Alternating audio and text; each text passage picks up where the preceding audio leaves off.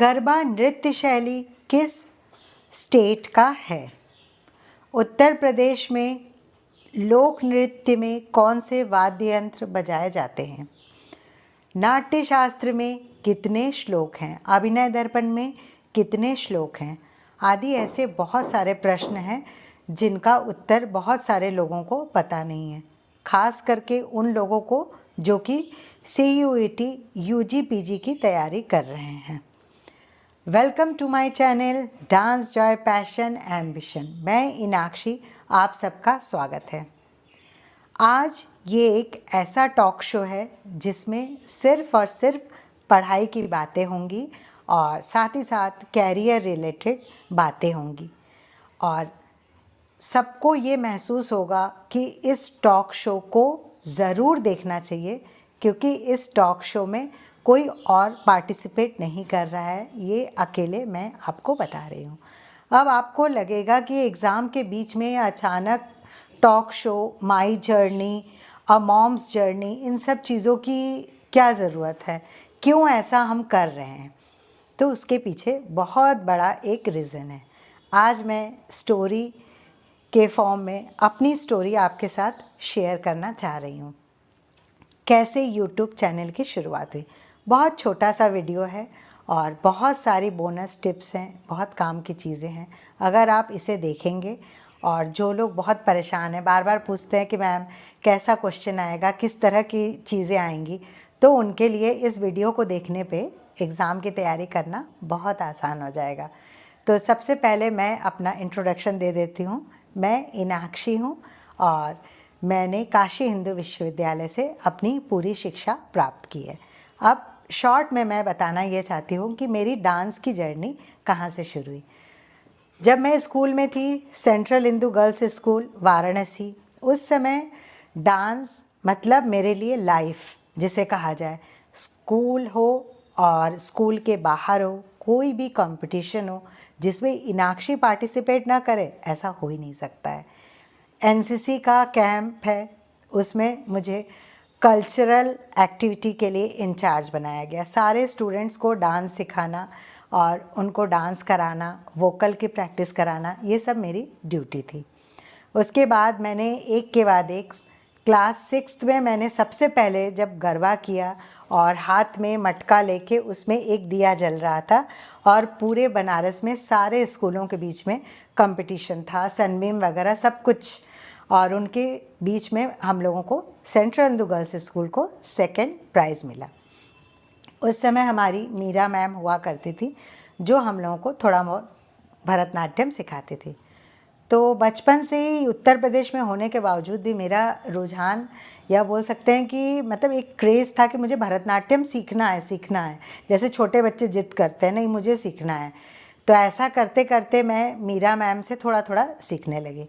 जैसे ही बोर्ड का एग्ज़ाम आया, 12th हो गया, फिर पढ़ाई स्टार्ट हो गई। फिर मैंने BHU में एडमिशन लिया, फ़िलॉसफ़ी डिपार्टमेंट में मेरा एडमिशन हुआ। महिला महाविद्यालय से मैंने बेसिक शिक्षा स्टार्ट की। जैसे ही मैं वहाँ पे अपना काउंसलिंग के लिए गई, वहाँ तुरंत लैलिना मैम ने मुझे पूछा कि तुम डांस करती हो क्या, तुम डांस करती हो? ऐसा उनको मतलब जैसे लग रहा है कि क्या चाहिए था तुरंत। अरे तुम्हारे पास इतने सारे सर्टिफिकेट्स हैं, तुम चलो जल्दी से आओ, काउंसलिंग बाद में कराना, पहले हम लोग अंदर चलते हैं, थोड़ा सा हम देख ले जरा तुम क्या कर ले सकती हो। अब मैं एकदम परेशान, मम्मी वहाँ बैठी हुई हैं कि क्या हो रहा है, मैं अभी इंटर में हूँ, और मुझसे तुरंत कह रहे कि नहीं, राष्ट्रपति शंकर दयाल शर्मा आ रहे हैं, डॉक्टर करण सिंह आ रहे हैं, तुमको परफॉर्म करना है, और वो भी हम लोग को ग्रुप परफॉर्मेंस में। बस तुरंत मेरा एडमिशन बाद में हुआ, पहले वो मेरा ऑडिशन था। मैं कोई फिल्म स्टार नहीं, एक नॉर्मल से इंसान, और मुझे इतनी खुशी हुई, मेरा पढ़ाई में मन ही नहीं लग रहा था कि क्या हो रहा है मेरे साथ। मेरा पहली बार में सिलेक्शन हो गया। उसके बाद जो मेरी डांस की जर्नी स्टार्ट हुई, वो लगातार चलती चली गई। फिर फ़िलॉसफ़ी डिपार्टमेंट में आए, फिर मेरा यूथ फेस्टिवल के लिए सिलेक्शन हुआ। मैं गुवाहाटी गई, 10 दिन का कैंप हुआ। वहाँ पे हम लोग को ग्रुप डांस में फर्स्ट प्राइज़ मिला, और सर ने हम लोगों को कोलाटम डांस सिखाया था, जिसकी हम लोगों ने 1 महीने तक प्रैक्टिस की। उसके बाद जब तक मैं BHU में रही, वहाँ पे स्पंदन में मैं पार्टिसिपेट करती रही। लेकिन एक सबसे बड़े दुख की बात मेरे साथ क्या हो गई कि जिस साल मैं डांस को लेके आगे बढ़ना चाहती थी उस समय वहाँ पे सिर्फ डिप्लोमा था। तो भरतनाट्यम में एडमिशन तो हो गया, महिला महाविद्यालय में भी मैंने डांस करना स्टार्ट किया। साथ ही साथ महिला महाविद्यालय में जब ग्रेजुएशन कंप्लीट हुआ तो मास्टर्स में आने के बाद बस डिप्लोमा तक ही था। तो सर ने कहा कि चलो कोई बात नहीं, 3 साल का डिप्लोमा है, बाहर से कर लो। बट एज़ यूजुअल आप जानते ही हैं कि 99 और 2000 ईयर में कभी भी आपको घर से बाहर रह के, वाराणसी जैसे शहर में आपको बाहर रहने की परमिशन घर से नहीं मिलती है। और उस समय सबका यही कहना था कि पढ़ाई पे फोकस करो, अपना कैरियर बनाओ, डांस को लेके मत सोचो, इसमें कोई ज़्यादा स्कोप नहीं है। ये सीधी सी बात है, फैमिली का कोई सपोर्ट नहीं रहता है। स्कूल कॉलेज में कर लिया, पार्टिसिपेट किया, बहुत अच्छी बात है, लेकिन इसमें अगर आप चाहते हैं कि फाइनेंशियल स्टेबिलिटी आए या कुछ इनकम हो तो परिवार का सपोर्ट किसी को नहीं रहता था। उसके बाद क्या हुआ, उसके बाद कभी भी कोई बाहर प्रोग्राम करने के लिए जाना पड़ता था तो सर आते थे, मैम आती थी, मम्मी पापा को जो है बहुत मनाना पड़ता था। फिर तो जब डिप्लोमा बंद हुआ फिर मेरा डांस छूट गया क्योंकि आगे की पढ़ाई करनी थी। तब तक लखनऊ स्कैन प्राइवेट लिमिटेड में मुझे जॉब मिला, फिर शादी, फिर डिलीवरी, उसके बाद बच्चे की परवरिश, फिर रीजॉइनिंग। तो लखनऊ स्कैन प्राइवेट लिमिटेड में पहले मैंने रिसेप्शनिस्ट के पोस्ट पे काम करना शुरू किया। उसके बाद धीरे धीरे एडमिनिस्ट्रेशन से रिलेटेड सारा काम मैंने सीखा और काम बहुत अच्छे से चल रहा था। और उसी बीच में जो है बार बार ये पता चलता था कि बीएचयू में सन 2002 में भरतनाट्यम और कथक में बीम्यूज़ का कोर्स शुरू हो चुका है। लेकिन लाइफ में, सबकी लाइफ में सारी चीज़ें बहुत अच्छी नहीं होती है।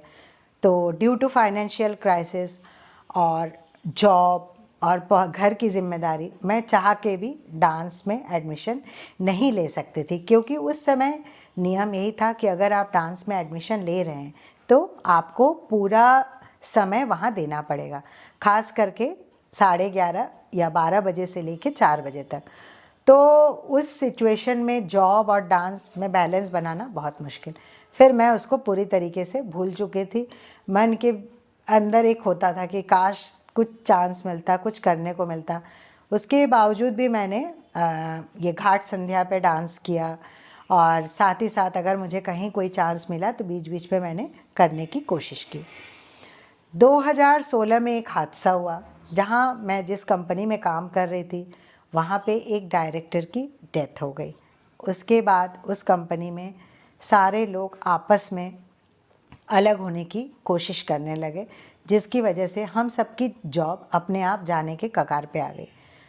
तब मुझे बहुत ख़राब लग रहा था क्योंकि उस जॉब को करते हुए 15 साल से लगभग 18 साल हो चुका था। बीच में मैंने 2 साल का गैप किया था क्योंकि मैं उस समय एडमिनिस्ट्रेटर बन चुकी थी और काफ़ी अच्छी सैलरी आ रही थी, पीएफ कट रहा था, लेकिन फिर भी और कोई ऑप्शन नहीं था। तब मेरे मन में अचानक आया कि ये जॉब छोड़ने के बाद क्या फिर से दोबारा वही जॉब, क्या मैं अपने पैशन को दोबारा स्टार्ट नहीं कर सकती हूँ। उसके बाद सर से मिली, मैम से मिली, सब ने कहा एक बार कोशिश करो, क्योंकि 15 साल डांस छोड़े हुए हो चुका था और बॉडी साथ नहीं दे रही थी। लेकिन मैंने 2-3 महीने की कोशिश और उसके साथ 6 महीने मैंने थ्योरी के बारे में डिटेल स्टडी किया। हर बुक, हर वो पुराने नोट्स, पुराने क्वेश्चन पेपर सब लंका पर गई और वहाँ मैंने साइबर से, वहाँ से मैंने पुराने क्वेश्चन पेपर्स निकलवाए। उसके बाद मेरी जर्नी शुरू हुई स्ट्रगल की। यहाँ पे सीट सिर्फ़ और सिर्फ 14 बीम्यूज़ में, और जब मैं डिप्लोमा की थी वो काफ़ी साल का गैप हो चुका था। तब हम बता रहे हैं कि 98-97 की बात बता रही हूँ। उस समय का डिप्लोमा किया हुआ और इस समय फिर से भरतनाट्यम में एडमिशन, इतने सारे नए लोग, यंग लड़के लड़कियाँ। मुझे लगा पता नहीं चांस मिलेगा कि नहीं, थ्योरी क्वालिफाई कर पाऊँगी या नहीं, ऊपर से माइनस मार्किंग। तो एंट्रेंस के बारे में कुछ भी आइडिया नहीं था। जैसे तैसे करके मैंने बहुत मेहनत की और 6 महीने तक मैं लगातार 1-2 घंटा घर के काम के बीच में मैं टाइम निकाल के मैंने पढ़ना स्टार्ट किया। जैसे जैसे मैं पढ़ती चली गई वैसे वैसे मैं इन सब चीज़ों को समझने लगी। और उसके बाद मेरा एंट्रेंस एग्ज़ाम बहुत अच्छा हुआ और मुझे बीएचयू के एंट्रेंस एग्ज़ाम में 300 नंबर में से 230 मिला 15 साल के गैप के बाद, जो कि मैंने एक्सपेक्ट भी नहीं किया था। अभी मेरा प्रैक्टिकल वाइवा बाकी था।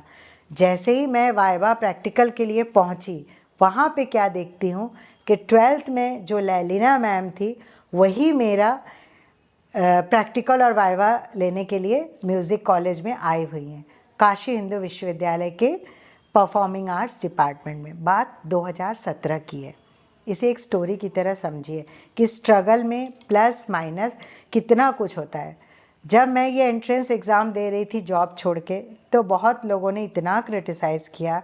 कुछ लोगों ने कहा सुसाइड करने जा रही हो, दिमाग ख़राब हो गया है, पैसा कमाना छोड़ के कोई डांस करता है, तुम पागल हो गई हो क्या, अपने बच्चे पे ध्यान दो, डांस करना बाद में।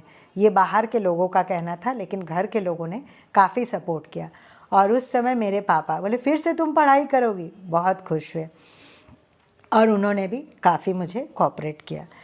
ये सब कुछ चल रहा था, एडमिशन हुआ नहीं था बीएचयू में। आपसे फिर से मांगा गया कि आप इतने साल गैप करने के बाद एक कोई एफिडेविट तो जमा करिए कि आप इतने साल क्या कर रही थी, आप इतने सालों बाद एडमिशन क्यों ले रही हैं।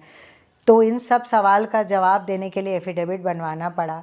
फिर लैलिना मैम ने मुझसे इंटरव्यू लिया, मतलब इंटरव्यू क्या, एक आप कह सकते हैं वाइवा और प्रैक्टिकल, जिसकी प्रैक्टिस मैंने सिर्फ अपने जूनियर से, जिसका नाम उर्वशी है, उसने मुझे बहुत कोऑपरेट किया और उसने मुझे बताया कि दी आप ऐसे कैसे तैयारी करिए, आपका हो जाएगा। उसकी वजह से मैंने काफ़ी अच्छे से बसंता जतीस्वरम अलारिपू एटलीस्ट भरतनाट्यम का ये 2 आइटम मैं फिर से रिवाइज करके वहाँ पे मैंने दिया। जब दे दी, एफिडेविट की बारी आई, फिर एडमिशन हुआ, उसके बाद स्ट्रगल स्टार्ट हो गया। स्ट्रगल में थ्योरी में तो कोई प्रॉब्लम नहीं आई क्योंकि रेगुलर मैं पढ़ाई लिखाई का काम करती थी। अब जब प्रैक्टिकल की बात हो रही थी, जैसे ही शुरुआत हुई, फिर 1 साल तक बॉडी पेन और अपनी बॉडी को एडजस्ट करना आफ्टर डिलीवरी काफ़ी टफ था। रोज़ दर्द होता था, फिर भी मैं 3 से 4 घंटे क्लास करती थी और ये सोचती थी कि भगवान बस इतनी शक्ति मुझे मिले कि मैं ये कोर्स कंप्लीट कर सकूं।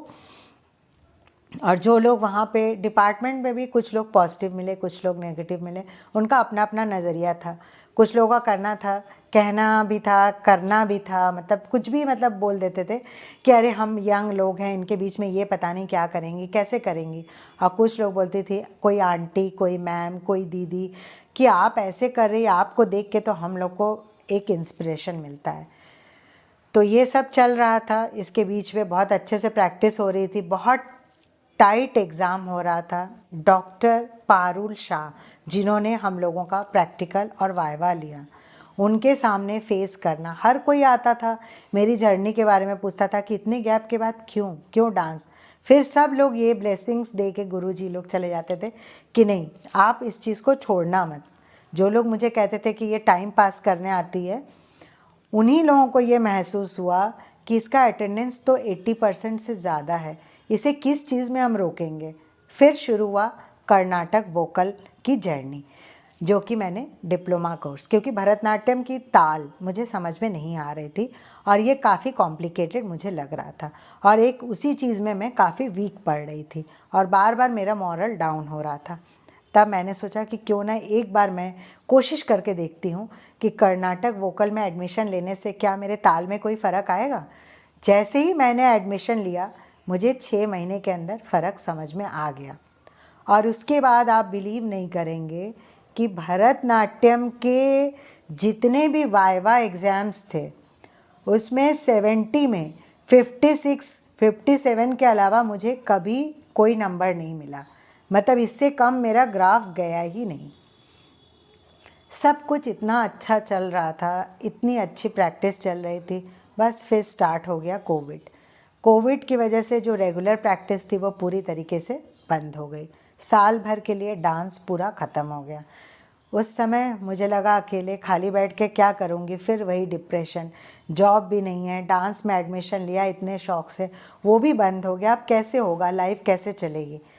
तब क्या किया मैंने, तब मैंने जो बुक्स परचेज़ किए थे उससे नोट्स बनाना स्टार्ट किया, और साथ ही साथ जो मैंने 3 साल ऑफलाइन क्लासेस किए थे, seminar, international seminar, national seminar, workshop, तो उस ड्यूरेशन में बैठ के जो मैं कॉपी बनाती थी ना, आज वही कॉपी आपके काम आ रही है।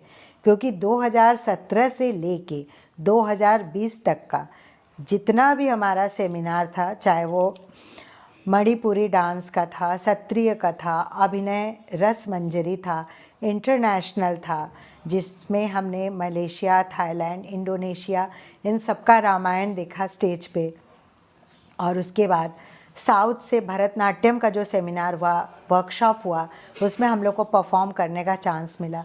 सब कुछ बहुत अच्छा हुआ। तो मैंने क्या किया, बस फटाफट उन सारे नोट्स को लिया और उसको एक एक करके मैंने असाइनमेंट बनाना स्टार्ट कर दिया। तब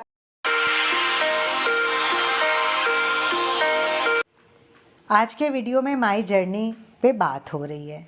माई जर्नी के साथ साथ कुछ बोनस टिप्स बहुत ज़रूरी है, उसे भी आप देखिए। वीडियो को स्किप मत करिएगा, क्योंकि अगर आप स्किप करेंगे, ये पढ़ाई वाला वीडियो है, अगर कुछ छूट गया तो छूट गया, फिर वो बाद में ऐड नहीं हो पाता है, और फिर वो एक फ़्लो में जो चला जा रहा है वो उसको बीच बीच में कट करके मत देखिएगा, क्योंकि अगर कट करके देखेंगे तो किसी आंसर का दूसरे क्वेश्चन के साथ हो जाएगा कॉम्बिनेशन, और दूसरे क्वेश्चन का दूसरे आंसर के साथ।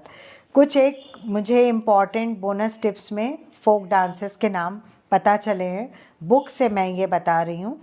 आप इनको चाहे तो नोट कर लीजिए, क्योंकि ये असाइनमेंट मैंने देख के बनाया है कुछ, और कुछ बिना देख के। आंध्र प्रदेश का जो मेन फोक डांस है, जिसमें घंटा मर्दला, ओट्टम थेडल, आसाम का बिहू, बिछुआ, नाट पूजा, महारास, काली गोपाल, बागुरम्बा, नागा डांस, खेल गोपाल, और इसके साथ ही साथ ताबाल छोंगली और झुमुरा, ये आसाम का है, जिसमें कुछ डांस तो कॉमनली पूछे जाते हैं, कुछ इसमें नए ऐड हुए हैं। गुजरात का गरबा है, डांडिया है, रास है, टिप्पणी डांस है, जुरीनू है और भवाई है।